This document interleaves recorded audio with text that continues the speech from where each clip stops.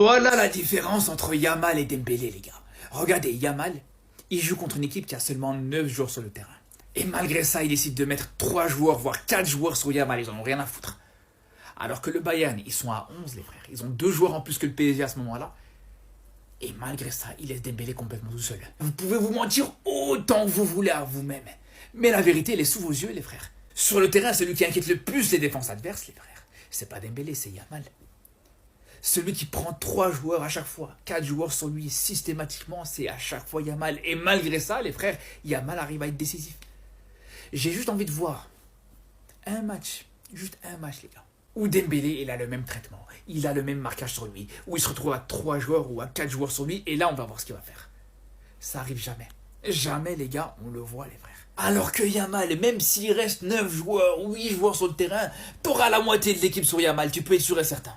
Ça changera jamais. C'est pour ça, les gars, on peut me dire autant qu'on veut. Ouais, Yamal, il a marqué contre une équipe qui était à 9 contre 11. Mais les frères, Yamal, il n'a pas ressenti cette supériorité numérique. Hein. Parce que lui, malgré tout, ça changeait rien. Il avait toujours 3 joueurs minimum sur lui. Attendez.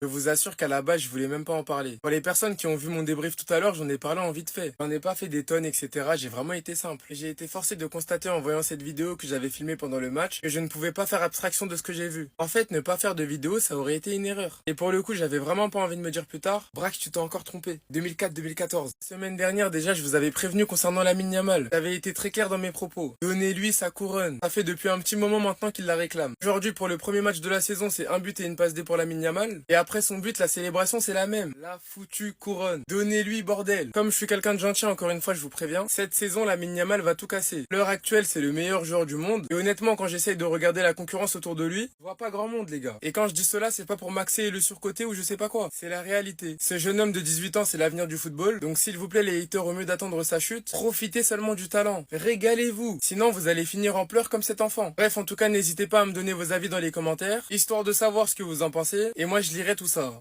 Avec la haine qu'il y a dans votre cœur, il vous en faudra du temps pour comprendre et accepter que c'est le nouveau roi du football. Que c'est le nouveau meilleur joueur du monde. C'est lui, les gars. C'est lui qui a pris le trône. Et moi, je vous le dis, pour les haters patients, il vous en faudra encore plus de la patience. Parce qu'il va vous rendre fou. Vous trouvez que les gens en font trop concernant Lamine Yamal, mais ils en font pas assez, justement. Parce que ce n'est pas normal. Après 3 saisons professionnelles, ce n'est pas normal ce qu'il fait. Il commence déjà la saison en beauté, un but, une passe D, homme du match, et regardez la tête que fait son opposition. Il est dépassé, miskin. Il sait pas comment l'arrêter. Il lui a fait du sale dès les premières minutes du match. Je sais pas si vous vous rendez compte. Sur sa première action, il lui a fait du sale au bout de 2 minutes. Sans même parler de sa qualité de passe, vous la connaissez très bien, la classique pour Rafinha. Et là où ça devient grave, c'est qu'il s'embrouille quelques minutes. Il se fait insulter par tout le stade. Il marque, il répond, il fait calma et il met la couronne. Ce petit a déjà des classiques, des spéciales. Et vous arrivez à banaliser ça. Vous arrivez à pas prendre de plaisir, à ne pas kiffer. En tout cas, les fans du Barça et les vrais amoureux du football se régalent. Et la saison qui va nous envoyer, je vous avais briefé pendant l'été. Vous n'êtes pas prêts. C'était simple de parler de lui quand c'était les vacances. Maintenant, c'est le rectangle vert qui parle et il n'y aura plus rien à dire. Sinon, vous les gars, vous en pensez quoi? Ramenez sur Snap, on s'ennuie. Le ballon d'or, donnez-le à Dembélé. Donnez-lui, il va prendre le prochain, et celui d'après, et celui d'après, et celui jusqu'à sa mort. La couronne est sur la tête. Le MVP est présent. Et ça, man of the match, vous allez pas le voir qu'une fois. Vous allez pas le voir 2 fois. Vous allez pas le voir 15 fois. C'est moi qui vous le dis. Les 2 gauchers du Barça. Subhanallah. Ils jouent dans mon club. J'ai grandi avec Ronaldinho. J'ai continué avec Lionel Messi. Et je vais encore continuer avec Lamine Yamal. Ils ont voulu l'énerver. Ils ont voulu le huer. Il a voulu faire le rigolo. Il a voulu faire le tête-à-tête. Un front contre front avec le meilleur joueur du monde. Résultat. Pétard pied gauche après avoir dribblé 2-3 défenseurs de Mallorca là, comme si c'était des U16. Célébration couronne. The King is in the place. Je sais pas si vous réalisez qu'on parle même plus de son âge. On s'en fout qu'il ait 18 ans. Ce qu'il fait, c'est pas naturel pour un mec de 18 ans. C'est pas naturel pour un mec de 25, de 40, de 60 ans. C'est pas normal d'être fort au foot comme ça. Déjà que sur le premier but de Rafinha, il délivre un centre parfait. En première mi-temps, 11 contre 11, il était en train de manger tous les joueurs de Mallorca. Mourika Meskin qui est extraordinaire déjà de base, c'est un joueur que je trouve très très fort. Il a pas vu le jour. Et vous savez le pire. Aujourd'hui, il a marqué parce qu'il avait envie de marquer. En fin de match, il s'est impatienté, il a commencé à lever les bras. On peut se dire que c'est un sale comportement. Moi, je veux juste un mec qui a faim. Il a annoncé, cette saison, je vais plus stater parce que je dois plus stater. Premier match, 2 goals assist. Lamine Yamal. Merci. Moi, la saison, déjà, le petit en pleurs. Petit, la saison est longue. Comment à ton âge tu supportes Mayoc? À ton âge tu supportes Mayoc. Moi du Barça de la saison, victoire 3-0. J'ai pas suivi le match, j'ai vu les highlights vite fait. Franchement, j'ai vu la passe. J'ai vu la passe de ce petit-là. La passe de Lamine. Et j'ai vu son but. En fait, c'est une dinguerie. Tu sais qu'il va enrouler. Tu sais qu'il va fixer, il va rentrer à l'intérieur, il va enrouler. Un peu comme ce que Ruben faisait avant, tu vois, dans le passé. Tu sais qu'il va le faire. Il a fait la saison dernière tellement de fois. Il a fait tellement de fois, il est rentré tellement de fois sur son pied gauche. Il a fait tellement de fois. Là, il est rentré, il a enroulé, il a frappé Lucan. Premier match de la saison, un but, une passe D. Non, il fait ça avec les nez, non, il a fait ci avec les... Non, c'est fini. La saison a commencé, les choses sérieuses reprennent. Franchement, Lamine, s'il garde un peu d'humilité, les gars, c'est pas bon. S'il a un peu d'humilité, les gars, il va nous faire des dingueries cette saison. Premier match de la saison déjà, hein. Ils sont dit, il est déjà chaud. Pourquoi? Eh bien, tout simplement parce que là, il vient de mimer votre plus grande peur aujourd'hui. Il vous énerve, hein? Hein, pas vrai, il vous énerve.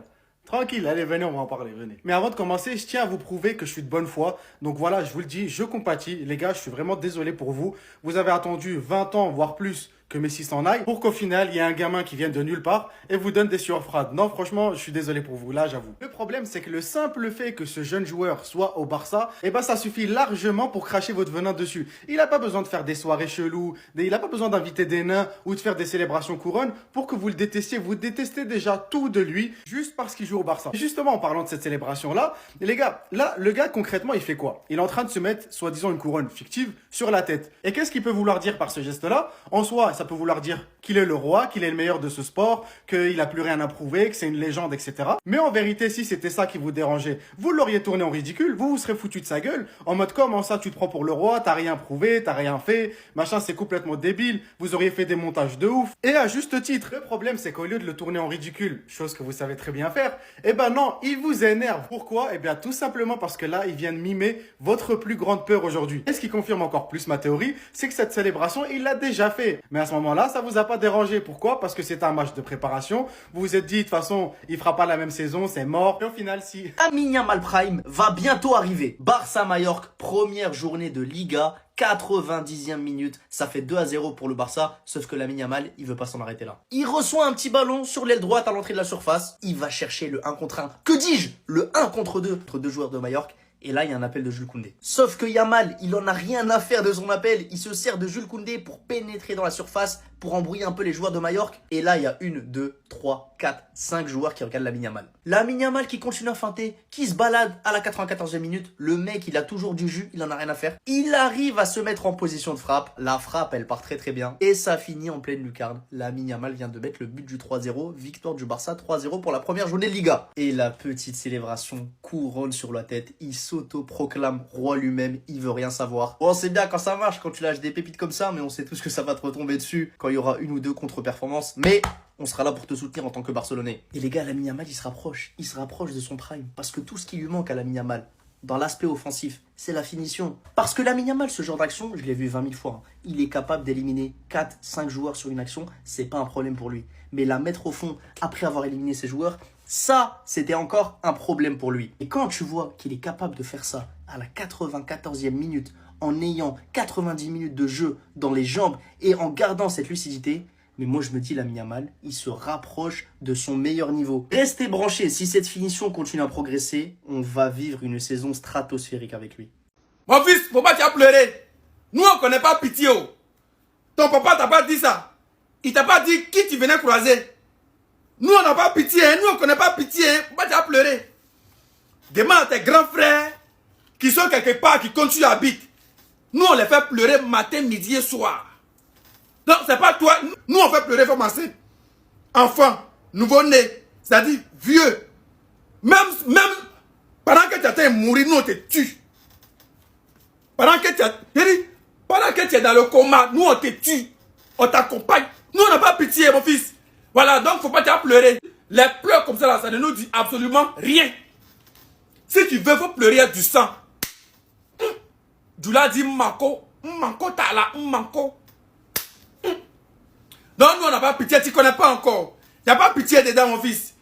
Nous on n'a pas, nous on ne connaît pas ça. La pitié par les gens, Pitié, payer un enfant venir regarder. Bah, nous, on ne connaît pas ça. Quand on est sur le terrain, on bande ça. On fait oreille. Et puis on vient pour en découdre avec tout le monde. Non, on va se pleurer, c'est rien ça. Ça n'est pas que commencer.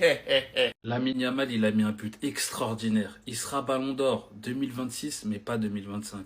Mais pour ça, il va falloir venir nous arracher la Ligue des Champions. Parce qu'on est les tenants du titre et cette saison, on veut encore la gagner. En tout cas, s'il garde ce niveau et s'il arrive à ramener la Ligue des Champions à Barcelone, je vois pas comment on ne peut pas lui donner un ballon d'or. C'est vraiment un joueur extraordinaire. C'est juste que cette saison, il ne le mérite pas. Il y a des joueurs qui le méritent plus, comme Dembélé, comme Vitinha, comme Hakimi. Moi, j'ai toujours dit que ce petit va gagner le ballon d'or avant ses 20 ans. Mais pour le football, il faut que ce soit un ballon d'or mérité. Un ballon d'or qu'il a gagné sur le terrain. Et pas ce qu'on a entendu sur les réseaux, le ballon d'or de la hype ou la propagande du FC Barcelone. Non, parce que pour moi, et ça n'engage qu'à moi, si à la surprise générale, il prend le ballon d'or à Dembélé cette année, pour moi, ça va le désavantager plus que l'avantager. Parce que les gens vont dire, oui, c'est historique, il a 18 ans, il a pris un ballon d'or. Mais les gens vont retenir que c'est un ballon d'or contesté, c'est un ballon d'or pas mérité. Et ça va détruire l'image d'un crack. Ce mec-là doit prendre des ballons d'or mérités.